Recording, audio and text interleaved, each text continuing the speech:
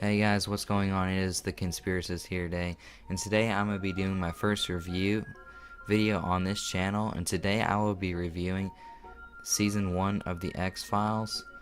And some of you guys may have heard this show. It's a science fiction show. You know, I have to deal with UFOs, paranormal activity cases, and stuff like that. That kind of sci-fi. And, so I'm going to be reviewing Season 1. So yeah, let's get this started. The first season of the science fiction television series The X-Files commenced airing on the Fox network in the United States on September 10, 1993, and concluded on the same channel on May 13, 1994, after airing all 24 episodes of the first season. California native Chris Carter, which is the creator of the show, was given the opportunity to produce new shows for the Fox network in the early 1990s. He was tired of the comedies he had been working on for Walt Disney Pictures, and he was inspired to make The X-Files by a report that 3.7 million Americans may have been abducted by aliens. Spooky. Carter came up with the idea for The X-Files and wrote the plot episode himself in 1992. The first season introduced main characters of the series, including Fox Mulder and Dana Scully, who were portrayed by David Duchovny and Galena Anderson, respectively, and reoccurring characters Deep Throat, Walter Skinner, and the Cigarette Smoking Man. This season introduced the series' main concept revolving around the investigation of paranormal or supernatural cases known as the X-Files by the Federal Bureau of Investigation. It also began to lay the groundwork for the series' overarching mythology. During the first season of The X-Files, a character by the name of Deep Throat, played by Jerry Hardin, Jacob's favorite character, provided Mulder and Scully with information that no one would be able to obtain. As a member of the Unseen Syndicate, he was in a position to know a great deal of information. Deep Throat felt that the truth the syndicate kept secret from the public needed to be known, and believed Mulder to be the one person capable of exposing this knowledge. However, during the disappearance of Max Finnegan, Deep Throat provided Mulder with false information in order to divert him, later explaining that he believed the public was just not ready to know some truths. The series revolves around its two main characters, which have been defined in early conception as the believer and the skeptic. The believer, Fox Mulder, was created with a character defining personal motivation involving the disappearance of his younger sister during his childhood, which he would believe to be a result of an alien abduction. Although the series focused heavily on the alien abduction lore, the decision was made early on to allow the plots of the individual episodes to branch out into different territories in order to prevent the overarching plot from out of momentum, which led to standalone episodes such as Squeeze with Mr. Toombs, Born Again, Osiris, Scully's ex-boyfriend, Shadows sharing similar storylines.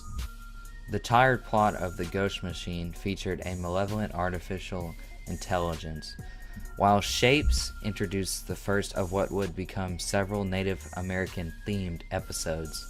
The first season also introduced a number of minor characters who would go on to become central figures to the series. The Lone Gunman, first seen in the episode EBE, which stands for Extraterrestrial Biological Entity, would become regular characters beginning the second season, eventually starring in the spin-off series The Lone Gunman.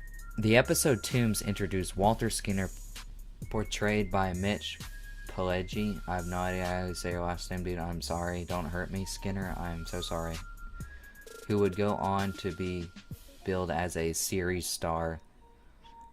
The abduction of Mulder's sister Samantha was explored in the episodes Pilot, Conduit, and Miracle Man, and would go on to become one of the central themes of the series as a whole. By the end of the first season, Carter and his staff had come up with many of the general concepts of the mythology that would last throughout all 9 seasons. The first season introduced the series' primary antagonist, cigarette smoking man, oh my god, and gave early insight into the disappearance of Mulder's sister, Samantha, whose abduction provided one of the main plot threads of the series as a whole. The first season received 2 Primetime Emmy Award nominations, with 1 win. Composer Mark Snow was nominated for the Outstanding Individual Achievement in the main title theme music, which title designers Bruce Bryant, James Castle, and Carol Johnson won for Outstanding Individual Achievement in the graphic design and title sequence. So, what I think of this show so far, I love it, and I'm on season 6, but season 1 has potential. It has potential when I first watched it, and, you know, as I started to watch it, I started to like it more. This is when I watched it summer of 2018 with Jacob. Me and him first watched it together, and we still watch them together. But we both love the show. Like, it's like the story never ends. Like, there's always a story on top of another story that branches out onto a bigger story, or something happens and something insane happens, and it's just amazing. I love how they plot out, like, most seasons as of so far, like 1 through 6, like, you don't have to wait to the very end just to see, like, the season's finale for something big to happen. They, like, scatter big events out through the season instead of waiting to the very end. I like how they do that, because some people don't really like how you have to wait for the season finale for something big to happen. But yeah, I like how they spread out, like, big episodes instead of waiting till the very end. Like, they do it, like, say episodes 9 and 10 are big, episodes 1 and 2 are big, for an example. You don't have to wait until, like, episode 24 for something big to happen. But yeah, I really love this show so far, and I think all you sci-fi horror fans would like it as well, as much as I do.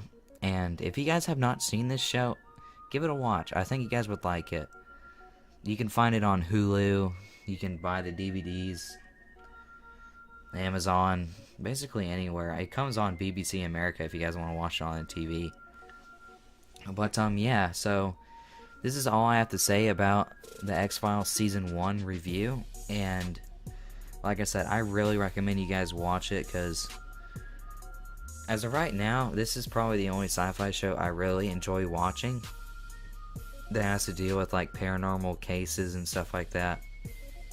Just because I like the way the characters develop within the seasons, and new characters come in, old ones get replaced, or they die, killed off, etc., or disappear.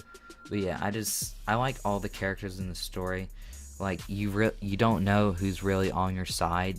Some people seem like they're on your side, and then the next thing you know, they're not on your side. It's like, who do you trust? And that's why you trust no one.